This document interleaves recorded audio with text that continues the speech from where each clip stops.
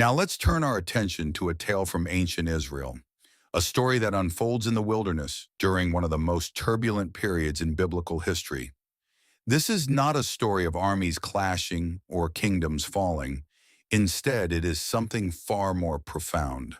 A story about how one woman's wisdom prevented a massacre, changed the course of destiny, and revealed that sometimes the greatest victories come not through violence, but through discernment. Imagine a moment when history balances on a knife's edge, when anger threatens to consume reason, when vengeance seems not only justified, but inevitable. And then imagine a single voice, calm, measured, fearless, that changes everything. This is the story of Abigail, a woman whose name deserves to be remembered alongside the great heroes of faith. While warriors are celebrated for their strength and kings for their power, Abigail earned her place in sacred history through something rarer and more precious: the wisdom to see what needed to be done and the courage to do it. Her story takes place during a transitional period in Israel's history, a time of uncertainty and violence, when the old order was dying, but the new order had not yet been born. It was an era that tested everyone who lived through it, demanding choices that would echo through generations. Chapter 1: The Wilderness King. The wilderness of Paran stretched endlessly beneath a merciless sun, a landscape of stone and dust where only the hardiest could survive. In this unforgiving terrain, David lived as an outlaw, though destiny had already marked him for something far greater. Years earlier, the prophet Samuel had anointed him in secret, pouring sacred oil over the head of a shepherd boy and declaring him the future king of Israel. But standing between David and that throne was Saul, the current king, whose jealousy had turned into a murderous obsession. David had done nothing to deserve this persecution, except succeed where Saul had failed, slaying Goliath, winning battles, earning the love of the people. The irony of David's situation was profound and painful.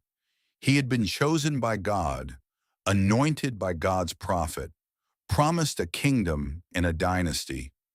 Yet he lived in caves and hid in the wilderness like a criminal. He commanded the loyalty of hundreds of brave men, yet possessed no land to call his own. He was Israel's greatest warrior, yet he spent his days running from Israel's king rather than defending Israel's borders. So David ran. He gathered around him a band of men who had also been cast out by society, those in debt, those in distress, those discontent with the current order. They numbered in the hundreds, these wilderness warriors, and they survived by their wits and their swords in the barren places where civilization's reach grew thin.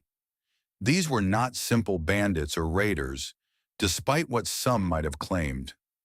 These were men who had been failed by the current system, who saw in David a leader worth following, who believed that Israel's future lay with this anointed fugitive, rather than with the increasingly unstable king who sat on the throne. They were soldiers without an army, loyal to a king without a kingdom, living in the tension between what was and what would be.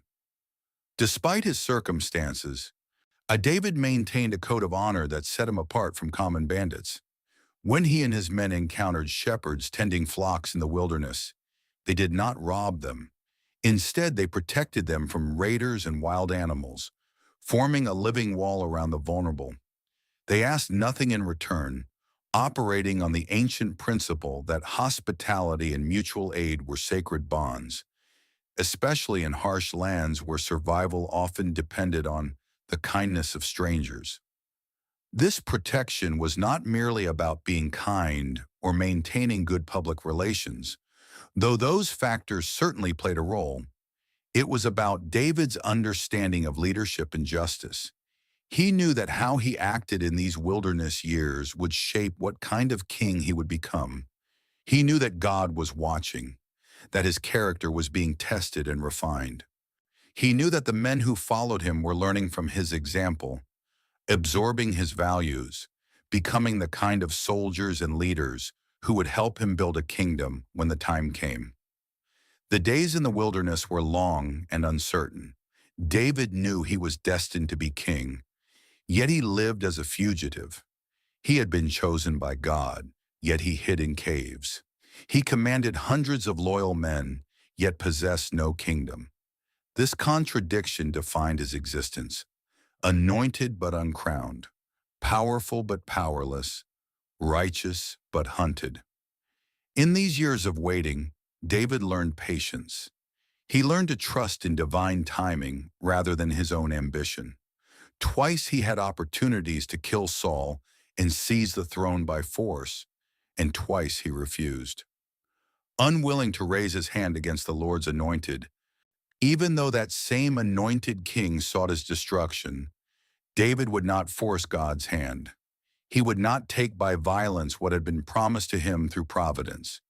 The first opportunity came in a cave at En-Gedi, where Saul entered alone, unaware that David and his men were hiding deeper within the darkness.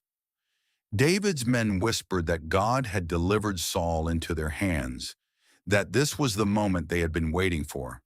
But David refused to kill Saul. Instead, he crept forward and cut off a corner of Saul's robe, then immediately felt guilty even for that small act of disrespect toward God's anointed. When Saul left the cave, David emerged and called out to him, showing him the piece of robe, proving that he could have killed Saul but chose mercy instead. The second opportunity came in the wilderness of Ziv, in where David and his nephew Abishai crept into Saul's camp at night and found the king sleeping, his spear stuck in the ground near his head. Again, David's companion urged him to kill Saul. One thrust of that spear would end the threat forever.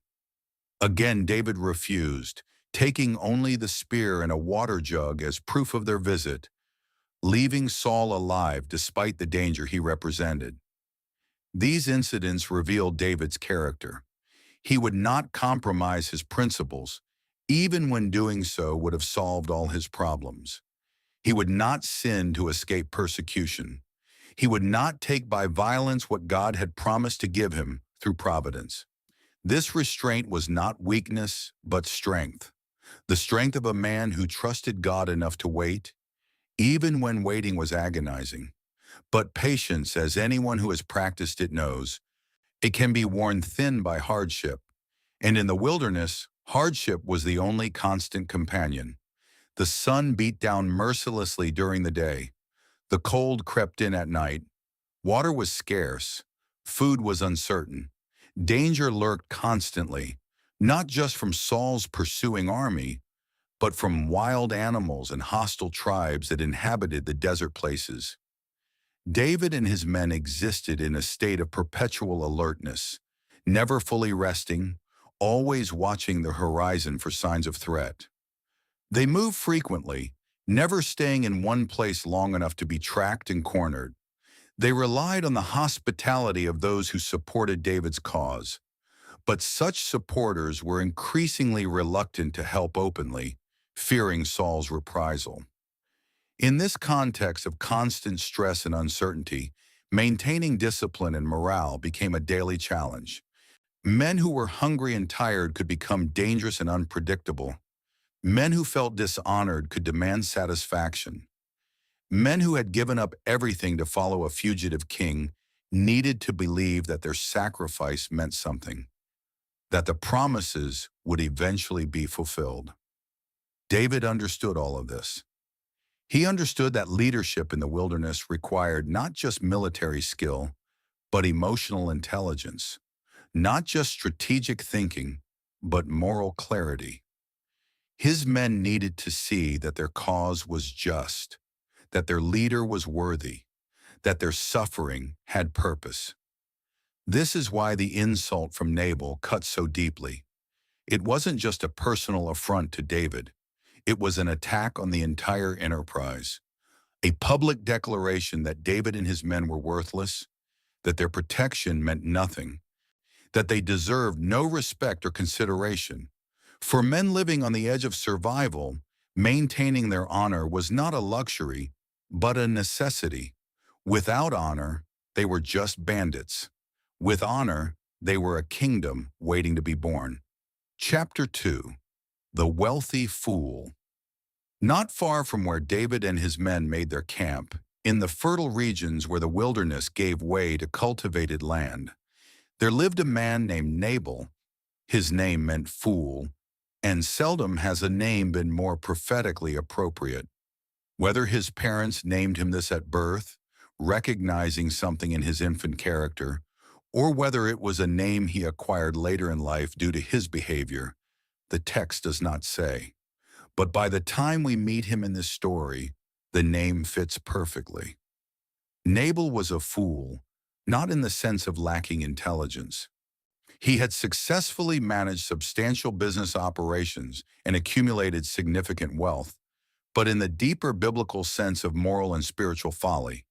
He was a fool because he lived as if there were no consequences to his actions, as if power and wealth made him immune to the natural order of justice, as if he could treat others with contempt without eventually facing the results of that contempt. Nabal was extraordinarily wealthy by the standards of his time and place. He owned 3,000 sheep and 1,000 goats, a fortune in livestock that required numerous servants and shepherds to manage. His wealth came from the land around Maon, and his business operations extended into Carmel, a fertile region where his flocks could graze and multiply. To put this wealth in perspective, most families in ancient Israel might own a few sheep or goats. A moderately prosperous family might have a dozen or two. A wealthy family might have 50 or 100. Nabal had thousands. His flocks represented not just wealth, but power, economic influence, social status, the ability to employ many people and control significant resources. This wealth had come to him through inheritance, business acumen, or some combination of both. The text does not detail how he acquired it, but it makes clear that he knew how to maintain and grow it. Shearing season, when his sheep were harvested for their wool, was a major commercial event that generated substantial revenue. The wool would be sold to traders, who would transport it to cities where it would be processed into cloth, which would then be made into garments. Nabal stood at the beginning of this economic chain, producing the raw material that fed an entire industry. Despite his material abundance, Nabal was poor in the qualities that truly matter. He was harsh in his dealings with others, seeing every interaction as a transaction to be won rather than a relationship to be honored. He was stubborn, refusing to consider perspectives other than his own. He spoke cruelly and acted without wisdom, believing that his wealth gave him license to treat others with contempt. His harshness manifested in multiple ways. He drove hard bargains with those who had to deal with him, using his economic power to extract maximum value while giving minimal compensation. He spoke roughly to his servants, treating them not as people with dignity, but as tools to be used. He ignored the traditional expectations of hospitality and generosity that were central to his culture's moral framework, acting as if his wealth exempted him from social obligations that others had to honor. His stubbornness meant that once he had decided on a course of action, no amount of reasoning could change his mind. He did not see this as a flaw, but as a strength of character, the ability to stand firm, to not be swayed by the opinions of others, to maintain his course regardless of circumstances. But there is a difference between principled consistency and foolish inflexibility. Nabal had the latter.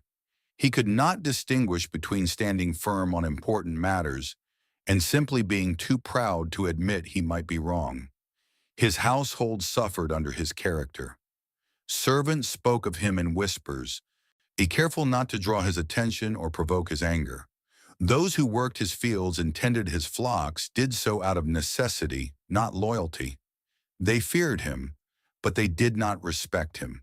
They obeyed him, but they did not honor him. The difference might seem subtle, but it is profound. Fear can compel outward compliance, but it breeds resentment and disloyalty. Respect and honor, by contrast, create genuine commitment and faithfulness. The servants in Nabal's household developed elaborate strategies for managing his temper and minimizing their contact with him. They learned to anticipate his moods, to stay out of his way when he was in a particularly foul disposition, to present information in ways that would not trigger his anger.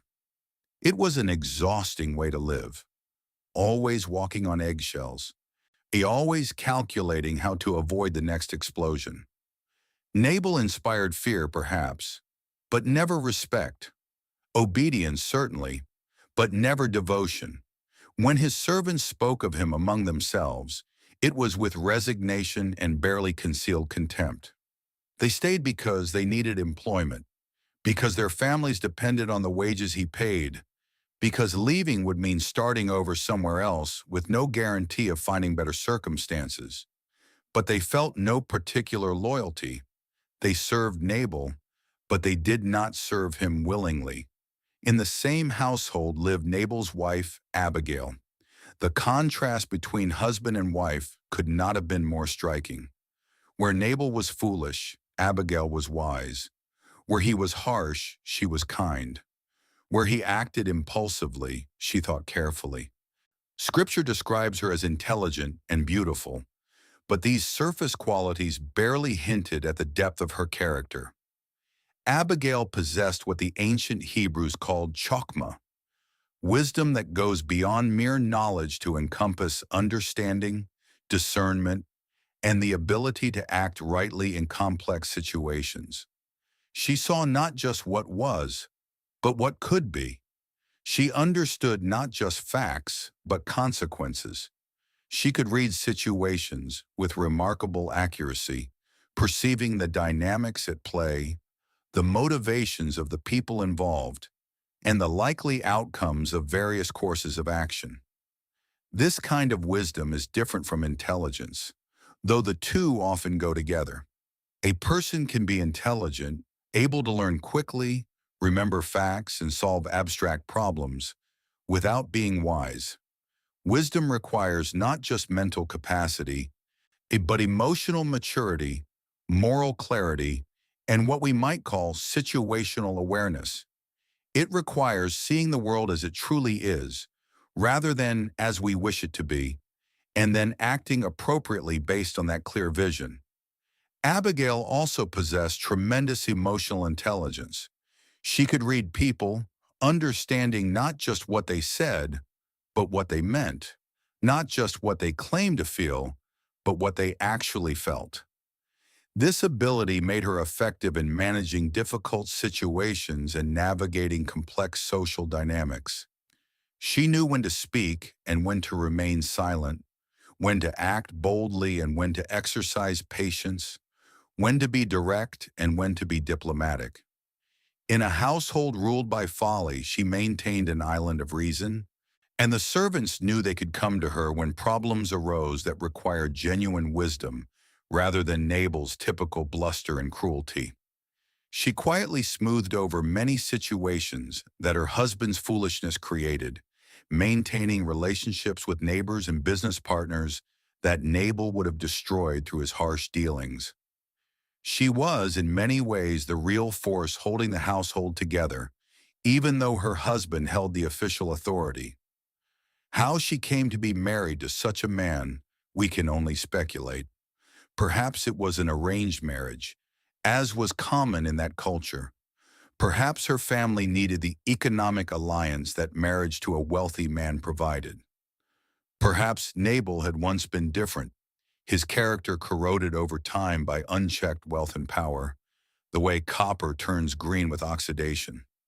Or perhaps Abigail had simply done what countless wise people throughout history have done when circumstances placed them under foolish authority. She made the best of an impossible situation, exercising what influence she could while navigating the limitations she could not change. The text does not give us her inner thoughts about her marriage. It does not tell us whether she had loved Nabal once or had always seen him clearly for what he was. It does not reveal whether she had been married to him for years or decades, whether they had children together, whether she had ever tried to reform his character or had long since given up that hope. What we know is that she had learned to survive in a difficult household, to maintain her own integrity while married to a man without integrity, and to exercise wisdom even when surrounded by foolishness. Whatever the reason for their union, Abigail had learned to live with a difficult truth. She could not change her husband, but she could, when necessary, protect him from the consequences of his own folly. She had probably done this many times before in smaller ways, smoothing over an insult he had given, quietly compensating someone he had cheated, making excuses for behavior that needed no excuse, but would create problems if left unaddressed. She would soon need to do exactly that, but on a scale she had never faced before. This time, protecting Nabal from the consequences of his folly would require not just quiet diplomacy, but extraordinary courage. This time, the stakes would not be a lost business deal or a damaged reputation, but the lives of everyone in the household. Chapter 3. The Request and the Insult. Shearing time came to Carmel, a season of celebration and prosperity. The sheep had grown their wool throughout the year, and now that wool would be harvested, sold, and transformed into wealth. For a man as rich as Nabal, shearing time meant the movement of tremendous value, and traditionally it was also a time of generosity when wealthy landowners shared their abundance with those who had helped them throughout the year. The cultural expectations around shearing time were well established. It was understood that landowners would host feasts for their workers, give gifts to those who had provided assistance during the year, and demonstrate through their generosity that they understood their wealth came not just from their own efforts, but from the broader community support and cooperation. Stinginess during shearing time was considered shameful, a violation of social norms that could damage a person's reputation and standing in the community. David learned that Nabal was shearing his sheep in Carmel. He knew that his men had spent months protecting those very shepherds and flocks, forming a wall of protection around them in the lawless wilderness. Not a single sheep had been stolen. Not one shepherd had been harmed. The shepherds themselves had acknowledged this protection. They had been grateful for it, recognizing that David's men could have taken what they wanted, but instead had acted honorably. The protection David's men had provided was substantial and valuable. The wilderness was full of threats, raiding parties from neighboring tribes, wild animals like lions and bears, even individual thieves who would steal sheep and disappear into the wasteland. Shepherds were vulnerable, often young men or boys armed with nothing more than a staff and a sling. The presence of David's armed warriors created a zone of safety around Nabal's flocks that would otherwise not have existed. Moreover, David's men had not only refrained from stealing, they had actively protected the shepherds and flocks from others who would have stolen. This was the service of professional soldiers, security that someone like Nabal would normally have to pay for. David had provided it for free, asking nothing at the time, trusting in the traditional customs of hospitality and reciprocity that governed relations in that society. David's band had asked for nothing in return at the time, but now, at this season of plenty, he thought it reasonable to request some provisions. This was not extortion or a protection racket, though some might try to characterize it that way. This was a legitimate request based on services rendered, framed within the cultural expectations of that time and place. David was not demanding specific payment or threatening consequences. He was simply asking, during a season of abundance, if Nabal might share some of his prosperity with those who had helped protect it. He chose 10 young men from among his followers and gave them careful instructions. They were to approach Nabal with respect and courtesy. They were to greet him with words of peace and blessing. They were to remind him of the protection David's men had provided. And they were to make a humble request for whatever provisions Nabal felt appropriate to share. David's careful instructions reveal his understanding of how to approach such situations. He didn't send his most intimidating warriors or his roughest veterans. He sent young men who would seem less threatening. He didn't demand or threaten. He requested humbly. He didn't specify what he wanted or how much. He left it to Nabal's discretion, trusting in the man's sense of obligation and generosity. The messengers found Nabal at Carmel and delivered their message exactly as instructed. They spoke with deference and humility. They emphasized peace and friendship. They detailed the protection they had provided without compensation. And they asked politely if Nabal might share some food with David's men during this prosperous time. The greeting they delivered was formal and respectful. Long life to you, good health to you and your household, and good health to all that is yours. Now I hear that it is sheep shearing time. When your shepherds were with us, we did not mistreat them, and the whole time they were at Carmel, nothing of theirs was missing. Ask your own servants, and they will tell you. Therefore be favorable toward my men, since we come at a festive time. Please give your servants and your son David whatever you can find for them. Every element of this message was calibrated to be non-threatening and respectful.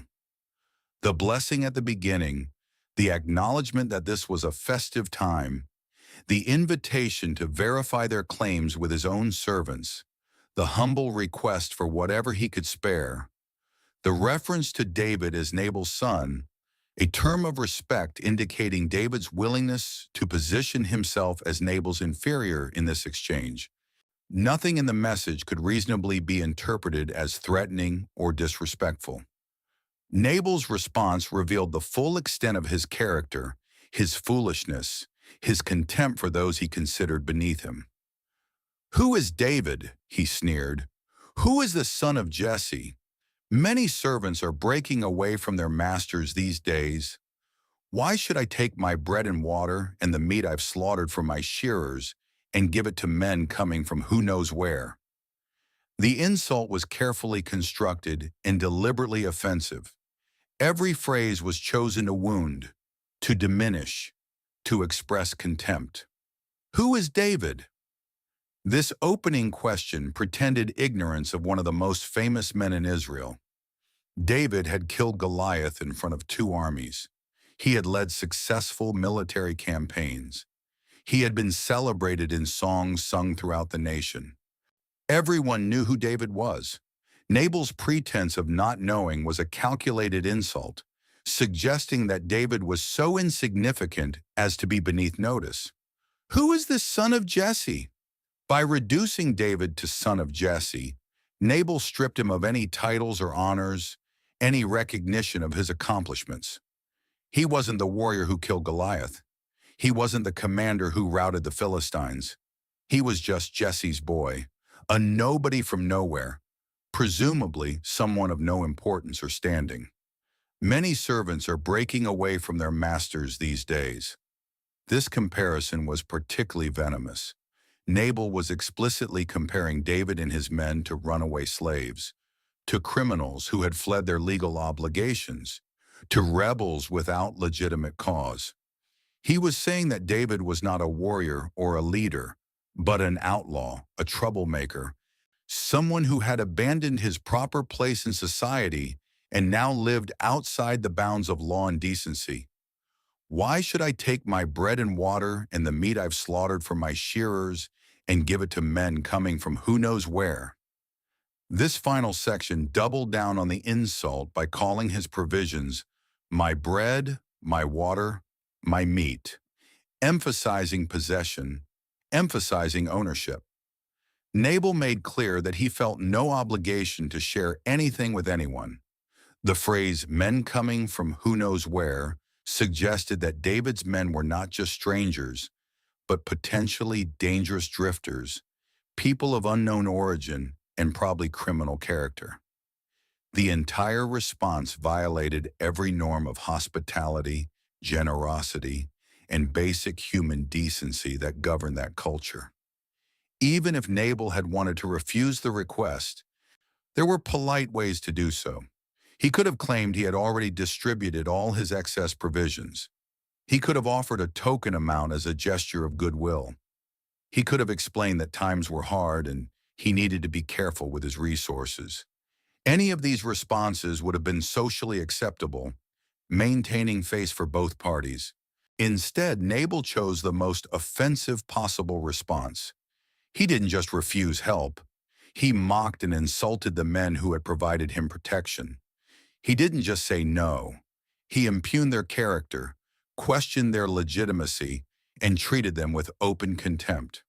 The messengers returned to David with empty hands and full reports of Nabal's contemptuous response. As they spoke, repeating Nabal's insults word for word, David's face darkened with anger. We can imagine the scene. The messengers delivering their report, probably with some embarrassment on behalf of the man they served, and David's reaction building as each phrase of Nabal's response was recounted. Here was a man who had treated David's kindness as weakness, who had returned good with evil, who had mocked and insulted him before his own men. David's restraint, his patience, his honor, all of it had been thrown back in his face by a wealthy fool who apparently believed his riches made him untouchable. For David, this was more than a personal insult. It was an attack on his authority, his legitimacy, his honor before his men. The men who followed David had given up everything to join him, their homes, their security, their place in normal society.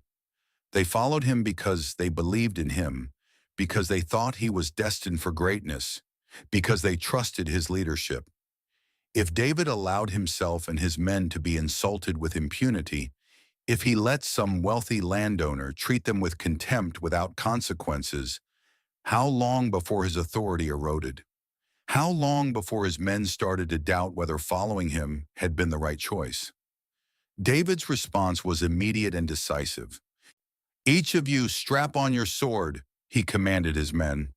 They obeyed without hesitation, and 400 armed warriors prepared to march on Nabal's household. David himself strapped on his sword as well, his jaw set in grim determination. 400 men, not a small raiding party, but a small army. Enough warriors to overwhelm any defense Nabal's household could mount, to ensure total victory, to make absolutely certain that the message would be delivered with devastating force. As they marched, David's thoughts spiraled into righteous fury. His anger was not irrational. By any reasonable standard, he had been wronged. He had provided valuable service and asked for reasonable compensation. He had approached respectfully and been answered with contempt. By the standards of that time and culture, he would have been justified in seeking satisfaction for the insult. "It's been useless. All my watching over this fellow's property in the wilderness, so that nothing of his was missing," he said to those around him, his voice bitter with the taste of betrayal. "He has paid me back evil for good. May God deal with David, be it ever so severely, if by morning I leave alive one male of all who belong to him." The oath was traditional and binding. David had sworn before God that he would kill every man in Nabal's household before the sun rose again. Not just Nabal himself, but every male in the household, servants, shepherds, anyone who lived under Nabal's authority. It was a blood oath, the kind that could not be taken back easily, the kind that committed David to a course of action from which retreat would bring shame. This oath reveals both David's fury and the cultural context in which he operated. In that time and place, honor killings in response to grievous insults were not uncommon. A man who failed to defend his honor and the honor of his men risk losing their respect and loyalty. The ancient world operated on codes of honor and shame that modern readers sometimes find difficult to fully understand. David was not being randomly violent. He was responding according to the logic of his culture and his circumstances. Yet even in his anger, even in his oath, there was something troubling. 400 warriors marching to slaughter an entire household because the head of that household had been rude. Women and children and servants who had done nothing wrong would die alongside the guilty party. This felt less like justice and more like massacre, less like righteous anger and more like disproportionate vengeance. But David, consumed by his fury, was not thinking clearly about proportionality or justice. He was thinking about respect and honor, about protecting his position as leader, about demonstrating to his men that no one could treat them with contempt without facing consequences. 400 warriors marched through the wilderness toward Carmel. Behind them, dust rose in clouds visible for miles. Before them, death waited to be delivered. The machinery of vengeance had been set in motion, and nothing, it seemed, could stop it. The march would take several hours, enough time for word to reach Nabal's household, enough time for terror to build, enough time for people to realize that death was coming and there was nothing they could do to stop it. But this reckoning had not accounted for Abigail. No one had considered that there might be someone in Nabal's household who possessed the wisdom to see a different path, the courage to take it, and the skill to persuade an angry warrior to abandon his sworn oath. Chapter 4. The Wisdom of a Careful Listener. One of Nabal's young servants, observing the exchange between his master and David's messengers, immediately understood the catastrophic danger. Unlike his employer, this young man possessed both intelligence and survival instinct.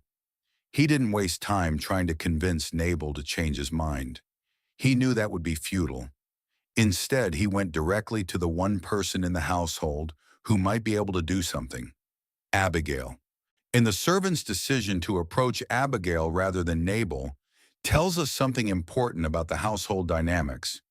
The servants knew who really held power, who could truly solve problems, who possessed the wisdom and capability to address crises.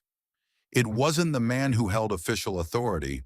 It was the woman who had earned genuine respect through her character and competence. David sent messengers from the wilderness to give our master his greetings, the servant explained urgently, his words tumbling out in his haste to convey the full scope of the danger.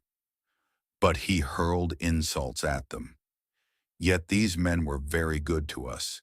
They did not mistreat us, and the whole time we were herding our sheep near them, nothing was missing. Night and day they were a wall around us.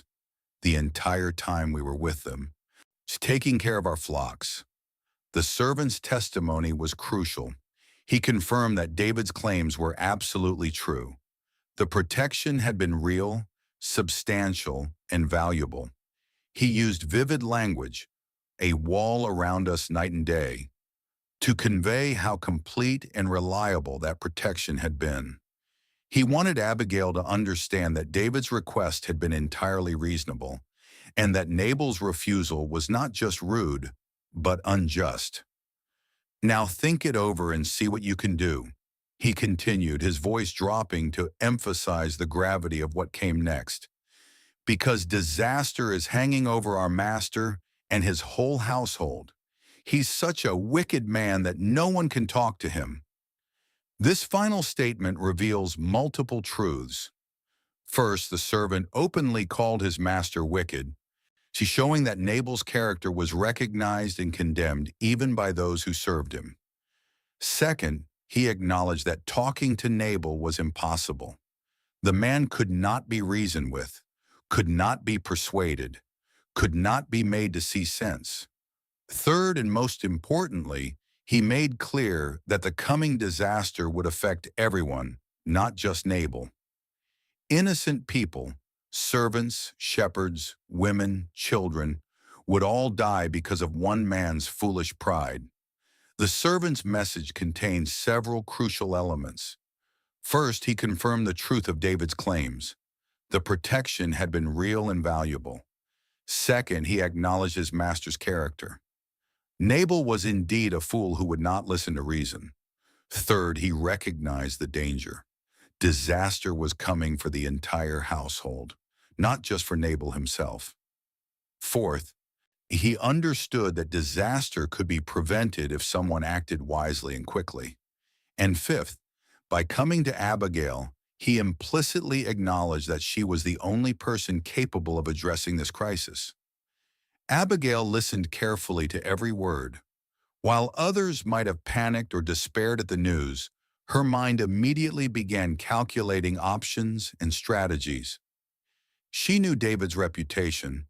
He was no ordinary bandit, but a proven warrior who had killed giants and routed armies. She knew that 400 armed men could annihilate everything and everyone in Nabal's household in a matter of hours. She understood that her husband's stubbornness made it impossible to reason with him directly. And she realized with crystal clarity that she had perhaps a few hours at most to prevent a massacre. Most importantly, Abigail understood something that her husband had failed to grasp. David was not just a wilderness chieftain, but the anointed future king of Israel. The prophet Samuel's anointing was known among those who paid attention to such things, even if the anointing had been conducted in secret. David's character, his victories, his supernatural protection from Saul's repeated attempts to kill him, all of this pointed to a man marked by destiny, chosen by God for a purpose. To insult such a man was not just rude, it was profoundly foolish, setting oneself not only against a powerful warrior, but against God's chosen instrument. But Abigail also understood something else about David. He was a man who valued honor and righteousness. He had spared Saul's life when he could have taken it. He maintained discipline among his men in the lawless wilderness. He protected shepherds rather than robbing them. This was a man who could be reasoned with if the reasoning was sound and the approach was wise. This was a man who had a conscience, who cared about doing right, who would listen to wisdom if it was presented properly. She made her decision instantly. She would act without consulting her husband, because consulting him would accomplish nothing except wasting precious time. She would take full responsibility for her actions, and she would trust that wisdom, properly applied, could accomplish what force could never achieve. Abigail moved with remarkable speed and efficiency. She understood that time was critical. Every minute that passed brought David's army closer to her household. She ordered her servants to gather provisions, and she specified generous quantities that would show real respect and appreciation. 200 loaves of bread, enough to feed David's entire band with some left over. He had been chosen by God, yet he hid in caves. He commanded hundreds of loyal men, yet possessed no kingdom. This contradiction defined his existence. Anointed but uncrowned, powerful yet powerless, righteous yet hunted. In those long years of waiting, David learned patience. He learned to trust in divine timing rather than his own ambition. Twice he had the opportunity to kill Saul and take the throne by force, and twice he refused. He would not raise his hand against the Lord's anointed, even when that same king hunted him. He would not seize by violence what had been promised through providence. And the first moment came in a cave at En-Gedi, where Saul entered alone, unaware that David and his men were hidden in the darkness behind him. David's men whispered that this was the moment God had given them, but David refused. Instead, he cut a corner of Saul's robe and immediately felt guilty for even that small act. When Saul left, David revealed himself from a distance, holding the torn piece as proof that he could have killed him, yet chose mercy. The second moment came in the wilderness of Ziph, when David and Abishai entered Saul's camp at night. Saul lay sleeping, his spear planted beside his head. Again the chance was clear. Again David refused. He took only the spear and a water jug, leaving Saul alive. These moments revealed his character. He would not compromise even when compromise would have ended his suffering. His restraint was not weakness, but strength, the strength of a man who trusted God enough to wait. But the wilderness is not a place where patience is easily sustained. The sun burned during the day, the cold pressed in at night, water was scarce, and food was uncertain. Danger came not only from Saul's army, but from wild animals and hostile tribes. David and his men lived in constant tension, always alert, always moving, never fully at rest. They relied on the goodwill of others. Yet even that began to fade as fear of Saul spread. In such conditions, discipline became fragile. Hungry men could grow restless, tired men could grow volatile, and dishonored men could grow dangerous. These were not just followers. They were men who had given up everything. They needed to believe that their suffering meant something, that their loyalty would one day be fulfilled. This is why the insult from Nabal struck so deeply. It was not just a personal offense. It was a rejection of their honor, their sacrifice, and their identity. David had protected Nabal's flocks without taking anything, trusting in the customs of hospitality and reciprocity. Now in a season of abundance, he sent messengers with humility, asking only for what Nabal might willingly give. But Nabal responded with contempt.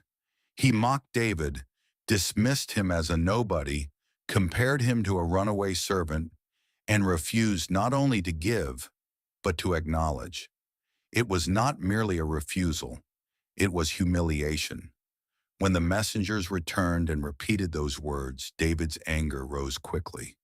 He commanded his men to strap on their swords, and 400 warriors prepared to march. And then he swore an oath that by morning, not a single male in Nabal's household would remain alive. The response was swift, decisive, and fueled by a sense of violated honor. In that moment, David was not thinking about mercy or proportion. He was thinking about leadership, about respect, about proving to his men that no one could treat them with contempt and escape the consequences. The machinery of vengeance had begun to move, and it seemed nothing could stop it. But someone had understood the danger. One of Nabal's servants, seeing what had happened, went quickly to Abigail. He told her everything: the protection David had given, the insult Nabal had returned, and the disaster that was now coming. Abigail listened without panic. While others might have frozen in fear, her mind moved with clarity. She saw the truth immediately. David's request had been just. Nabal's response had been foolish. And unless something was done quickly, many innocent people would die. She did not waste time trying to reason with her husband. She knew it would be useless. Instead, she acted. She gathered provisions: bread, wine, meat, grain, raisins, and figs, generous amounts, more than what had been requested. This was not an attempt to buy safety, but to restore honor, to correct what had been done wrong. She understood that true generosity, offered sincerely, could speak where arguments could not. Without telling Nabal, she sent the provisions ahead on donkeys, forming a visible sign of peace, and then she followed behind. She rode out alone toward the wilderness, toward 400 armed men moving with purpose and anger. The meeting took place in a narrow ravine, where the land itself seemed to hold the moment still. From one side came David and his men, driven by fury and bound by an oath. From the other came Abigail, a single woman riding into danger. When she saw David, she dismounted immediately and bowed low to the ground, showing the deepest respect. She knew that her words would have to carry everything. No weapon, no force, only wisdom, courage, and truth. And in that moment, The future of her household, and perhaps more than that, rested on what she would say next. This was not weakness, but strategy. Abigail acted with deliberate intention, not fear. By immediately dismounting and bowing low before David, she diffused any perception that she had come in pride or defiance. She acknowledged his authority and position, showing humility without groveling, and respect without losing her own dignity. The act itself forced a pause. David and his men could not simply march past a woman prostrated before them. In that moment, her posture created space, space for words to be spoken, and more importantly, to be heard.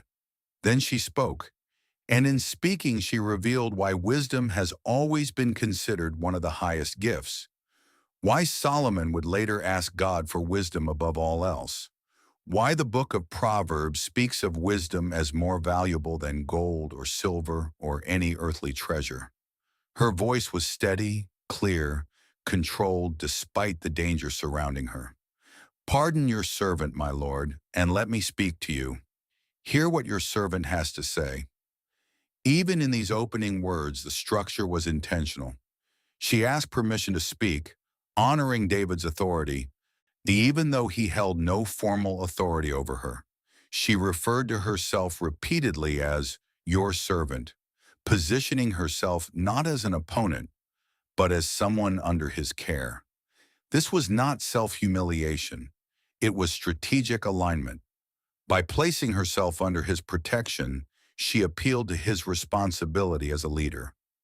She moved quickly to address the offense. "Please pay no attention to that wicked man, Nabal. He is just like his name. His name means fool, and folly goes with him." She did not excuse her husband. She did not soften the truth. She did not attempt to justify what had been done. Instead, she acknowledged it fully. Nabal was foolish, and his actions reflected that. By doing this, she separated herself from his wrongdoing while still taking responsibility for correcting it. At the same time, she clarified that she had not been present when David's men arrived. "As for me, your servant, I did not see the men my lord sent." This was not an excuse, but a statement of fact. It quietly implied that if she had been there, things would have been different. The men would have been received with honor, as they deserved. In just a few sentences, she had accomplished several things at once. She showed respect, acknowledged the wrong, established her own integrity, and created a foundation for what she would say next. Then she continued, building her appeal with remarkable precision. "And now, my lord, as surely as the Lord your God lives, and as you live, since the Lord has kept you from bloodshed and from avenging yourself with your own hands." Here she introduced God into the conversation, not as a threat, but as a shared reality. She framed the present moment not as David restraining himself, but as God restraining him through her intervention. This was crucial. It allowed David to change course without losing honor. He would not be backing down. He would be aligning himself with God's will. She went further. "May your enemies and all who are intent on harming my Lord be like Nabal." In this, she did not deny the injustice. She did not pretend the insult did not matter. Instead, she placed judgment where it belonged, in God's hands. David's honor would not be ignored. It would be answered, but not through immediate violence. "And let this gift which your servant has brought to my Lord be given to the men who follow you." She reframed the provisions as a gift, not a payment. This distinction mattered. A payment could feel like manipulation or coercion. A gift restored dignity. It allowed David to receive without feeling compromised. It transformed the interaction from conflict into generosity. Then her words deepened, moving from the present moment to David's future. "Please forgive your servant's presumption. The Lord your God will certainly make a lasting dynasty for my Lord, because you fight the Lord's battles, and no wrongdoing will be found in you as long as you live." Here she revealed her understanding of David's true identity. She knew of his calling. She knew of the promise over his life. She spoke not to the angry man before her, but to the future king he was becoming. She affirmed his righteousness, but within that affirmation was a subtle warning. If he chose violence now, that record would no longer remain unstained. It would become something he would carry forward. Even though someone is pursuing you to take your life, the life of my Lord will be bound securely in the bundle of the living by the Lord your God. This image was powerful. It described protection, care, something precious being wrapped and preserved. David's life was not in danger of being lost. It was held securely by God. But the lives of your enemies he will hurl away as from the pocket of a sling. In this, she evoked David's past, his victory over Goliath. She reminded him that God had already proven his power through him. The same God who gave him victory before would deal with his enemies again. David did not need to take vengeance into his own hands. And then she reached the turning point, the heart of her appeal. And when the Lord has fulfilled for my Lord every good thing he promised concerning him, and has appointed him ruler over Israel, my Lord will not have on his conscience the staggering burden of needless bloodshed or of having avenged himself. Here she lifted David's perspective beyond the moment. She asked him to look ahead, to the day when he would stand as king, and in that future she showed him what this moment could become, either a mark of wisdom or a burden of regret. She did not accuse him. She did not command him. She simply revealed the weight of the choice before him. And when the Lord your God has brought my Lord success, remember your servant. With that final line, she made her request personal, not forceful, not demanding, but human. A quiet appeal that trusted David's ability to choose rightly. In that narrow ravine, with an army standing still and anger hanging in the air, everything came down to this: whether David would remain the man he had been or become the man he was meant to be. This was the master stroke, the argument that cut through all the anger and wounded pride to touch something deeper in David's character. Abigail asked David to think not about the present moment of anger, but about his future. She asked him to imagine himself years from now, sitting on Israel's throne, looking back on this day when he became king. Not if, but when, treating his future as an established fact, speaking with the confidence of faith. Would he want to look back on this day with regret? Would he want to carry the weight of having slaughtered an entire household over an insult? Would he want his conscience stained with unnecessary violence? Would he want to remember that he had killed innocent people because their master had been rude to him? She called it the staggering burden of needless bloodshed, acknowledging that taking life has weight, has consequences, and leaves marks on the soul of the one who does it.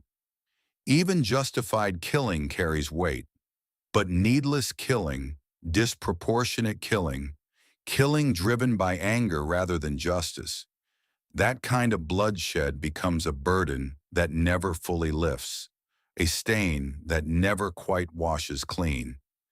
She appealed to David's conscience, to his sense of who he was and who he wanted to be. She reminded him that he was not just a warrior, but a man of God, not just a fighter, but someone called to lead God's people. She called him to his higher self, to the man God had anointed him to be, not the angry warrior he was in that moment. And notice what she didn't do. She never directly criticized David. She never suggested that his anger was unjustified or that Nabal's insult didn't matter. She never implied that David was wrong to feel offended or that he should simply swallow the insult and move on. Instead, she elevated David above the situation. She reminded him that he was destined for greater things than petty vengeance.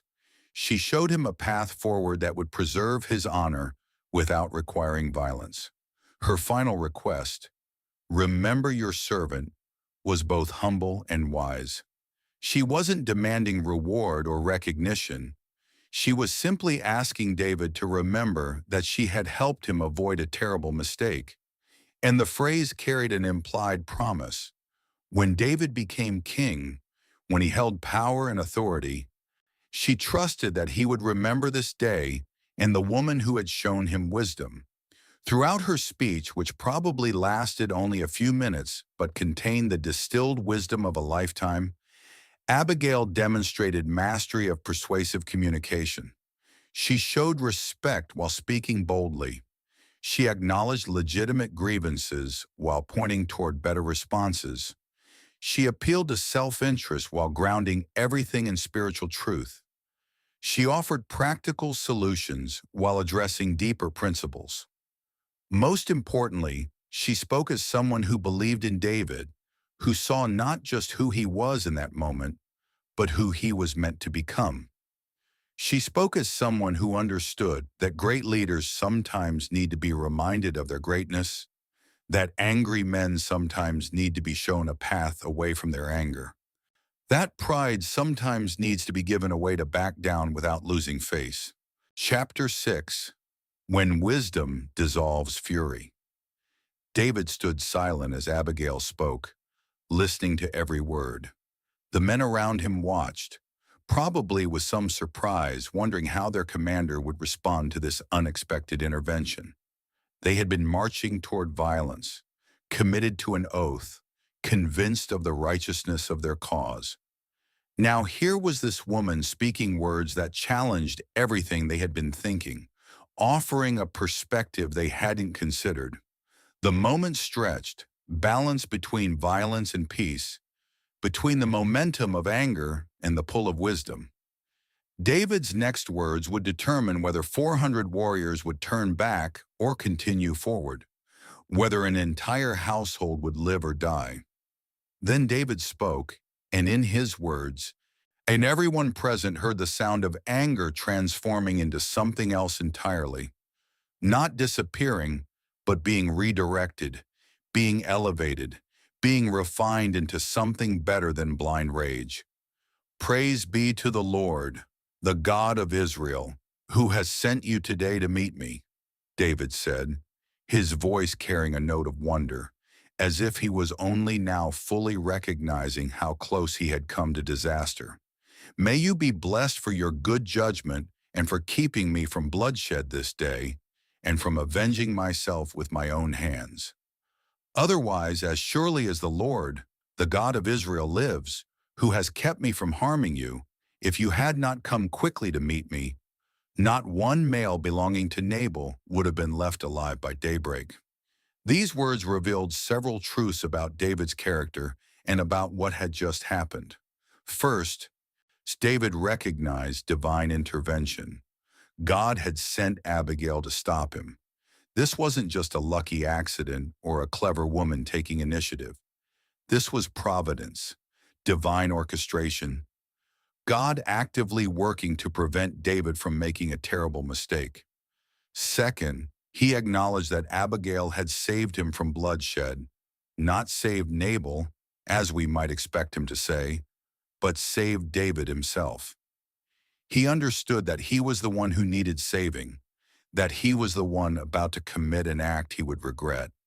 The violence would have stained him more than it would have hurt Nabal, who would have been dead and beyond regret. Third, he confirmed what he had intended to do. The slaughter would have been total. Not one male would have survived. He didn't soften this or try to minimize it. He stated it plainly, in acknowledging the full extent of what he had been about to do, owning the reality that his anger had been leading him toward mass destruction. Fourth, by speaking these things aloud before his men, David demonstrated the kind of leadership that would eventually make him a great king. He didn't try to save face by pretending he hadn't really meant it. He didn't minimize his anger or the oath he had sworn. Instead, he publicly acknowledged that he had been wrong, that he had needed correction. that this woman's wisdom had been greater than his fury. This is what wisdom does in the presence of anger. It doesn't deny the anger or call it invalid. It doesn't argue against the reasons for the anger or suggest that the offended party should simply get over it. Instead, it provides perspective, appeals to deeper values, and offers a path forward that preserves honor without requiring violence.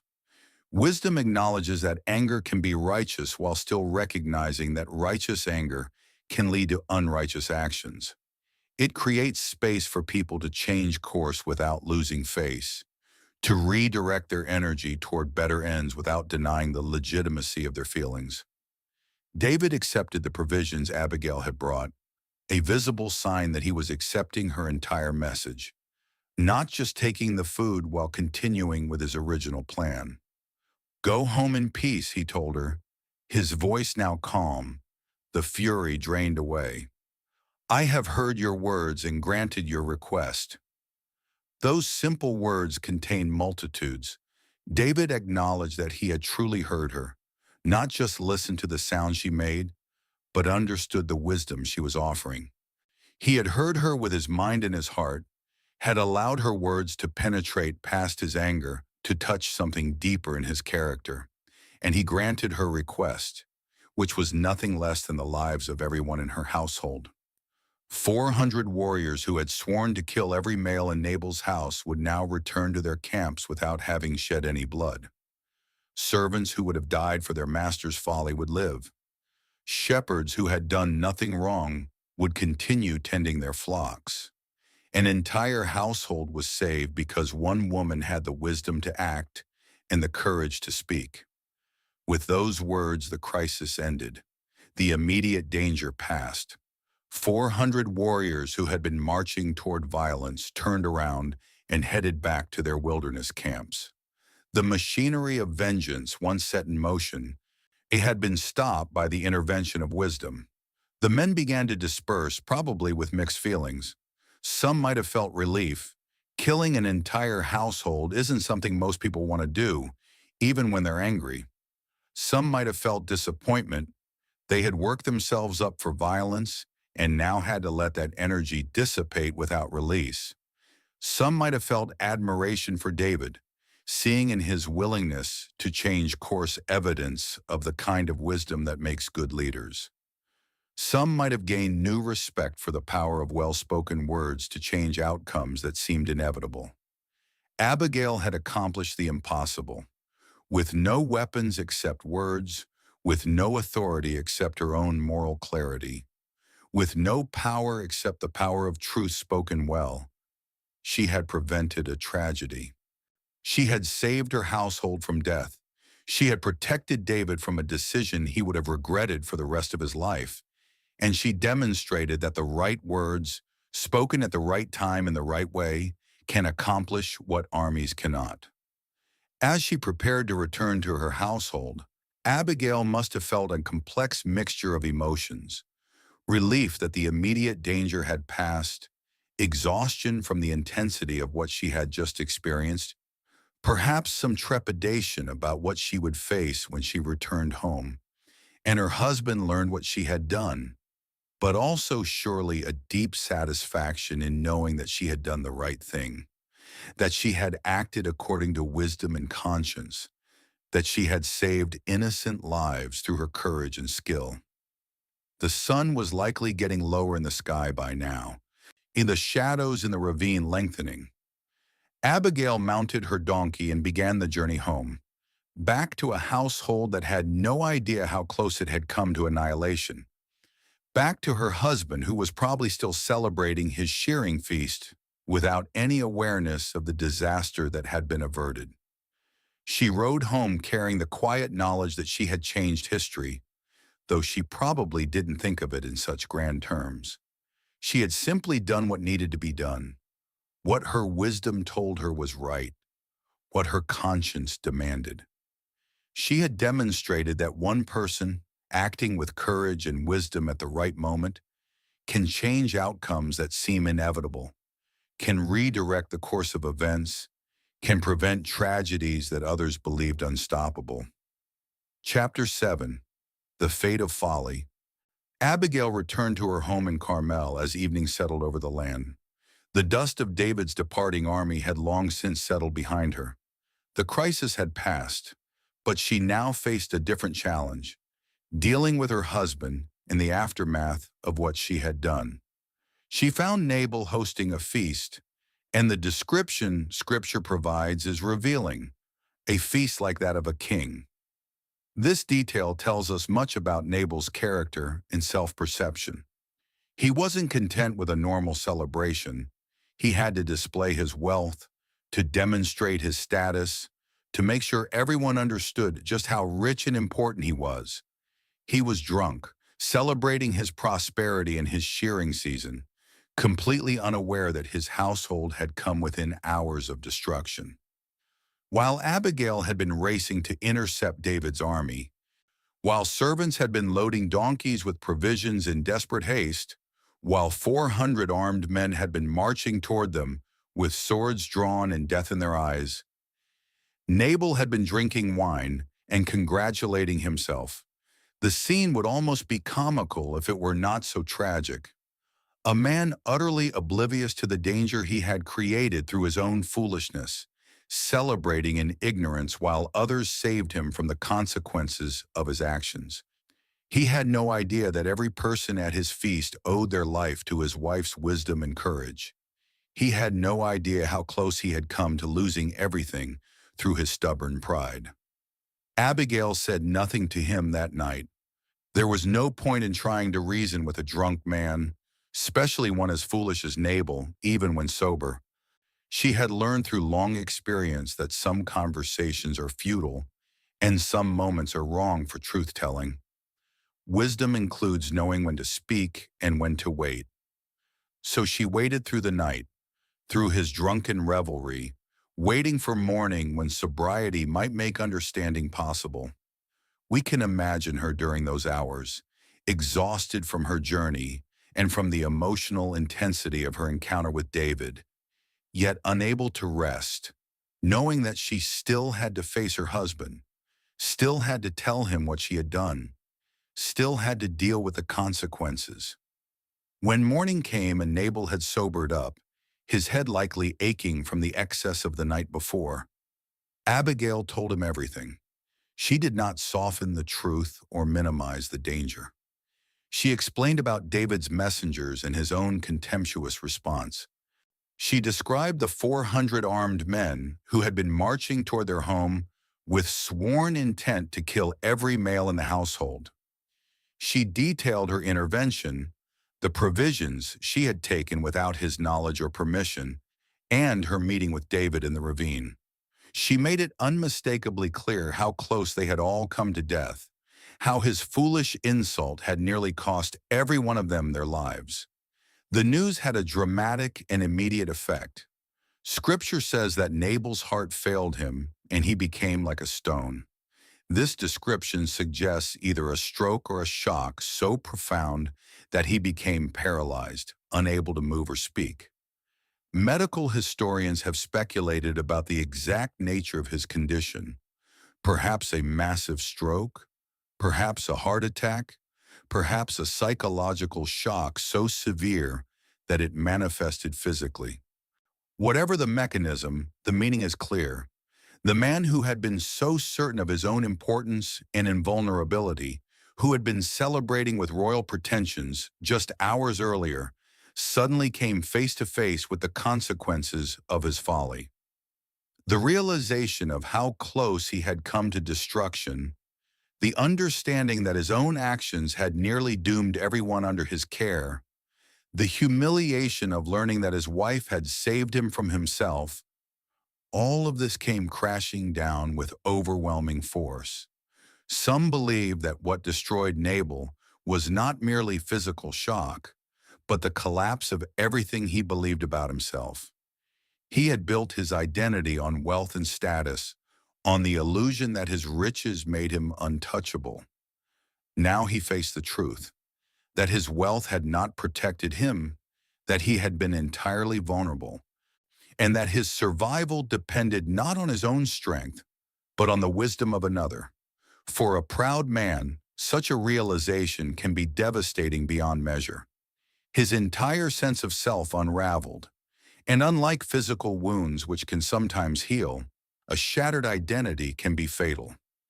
He lingered for about 10 days in this condition, neither fully alive nor yet dead, existing in a strange stillness between the two.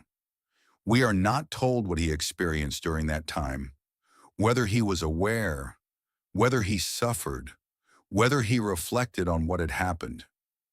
The text remains quiet, simply noting that he remained like a stone. Then after those days had passed, he died. The account states that the Lord struck Nabal, leaving the precise details unspoken, but the meaning unmistakable. His end was not random. It was tied to his character, to his choices, to the path he had insisted on walking. When David heard that Nabal was dead, his response revealed something important about his own heart. He did not celebrate. He did not rejoice in the downfall of a man who had insulted him.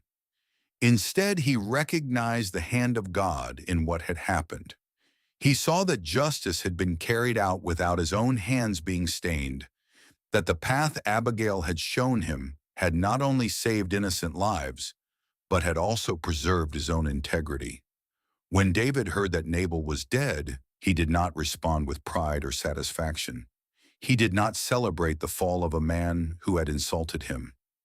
Instead, he paused and recognized something deeper at work, something beyond human reaction, something that revealed the quiet hand of divine justice moving through the situation. He said, "So praise be to the Lord, who has upheld my cause against Nabal for treating me with contempt. He has kept his servant from doing wrong, and has brought Nabal's wrongdoing down on his own head." In that moment, David understood the full weight of what had almost happened. He had been ready to take justice into his own hands, ready to act in anger, ready to carry out an oath that would have led to the destruction of an entire household. His reaction had been understandable by the standards of his culture, justified even in the eyes of those around him, yet still dangerously close to becoming something far darker. What he saw now was that he had not simply been restrained by circumstance, but rescued. Rescued from making a decision that would have followed him into his future, into his kingship, into his identity as a man chosen by God. And at the center of that rescue stood Abigail, not with force, not with authority, not with power in the conventional sense, but with wisdom, courage, and perfectly chosen words. She had stepped into a moment where violence seemed inevitable and redirected it without raising a weapon. She had protected her household, but she had also protected David from himself, from the version of himself that anger could have shaped him into. Recognizing this, David did something that revealed even more about his character. He did not simply move on. He did not forget. Instead, he chose to honor what he had seen. He sent messengers to Abigail, not with demands, not with the tone of a conqueror or a man in power, but with respect. He asked her to become his wife. This was not an impulsive gesture, nor merely a practical decision. It was rooted in recognition. He had seen in her something rare: wisdom under pressure, clarity in chaos, courage without pride. When the messengers arrived and delivered David's request, Abigail's response reflected the same character she had already demonstrated. She did not respond with arrogance or self-importance. She rose, bowed low with her face to the ground, and answered with humility, saying she was willing to serve. It was not the humility of weakness, but of strength. The same quiet strength that had stood before an armed man and changed the course of his actions. The same composure that had turned away destruction. She did not delay. She prepared immediately, gathered her attendants, and set out with David's servants. There was no hesitation, no drawn-out deliberation, no attempt to cling to what she was leaving behind. The household she departed from had been built on wealth but weakened by foolishness. The future she stepped into was uncertain, but aligned with purpose, shaped by something greater than circumstance. In this transition, there is a quiet but powerful contrast. Nabal, a man of great wealth, had lived as though his resources made him untouchable, yet his life ended abruptly, undone by his own character. Abigail, though living under his authority, had acted with wisdom and discernment, and her path led forward into something lasting. David, who stood between vengeance and restraint, chose the harder path in that moment, and because of that, his future remained unburdened by unnecessary bloodshed. And so the story reaches its conclusion not with conflict, but with resolution, not with destruction, but with preservation. A man who could have chosen violence chose restraint. A woman with no formal power altered the course of events through wisdom alone. A household that stood on the edge of annihilation was spared, and a future king was kept from making a decision that would have echoed with regret. What began with insult and rising anger unfolded into something far more meaningful. It became a story about the power of discernment, about the importance of timing, about the ability of one voice to interrupt the momentum of destruction. It reminds us that not all battles are meant to be fought with force, and not all victories are won through strength. Some are won through clarity, through patience, through the courage to speak when silence would be easier. And perhaps that is the lasting image the story leaves behind. Not the march of 400 warriors, not the insult that ignited the conflict, but a single moment in a narrow ravine where everything could have gone wrong, and instead, because one person chose wisdom over fear, the entire course of events was changed.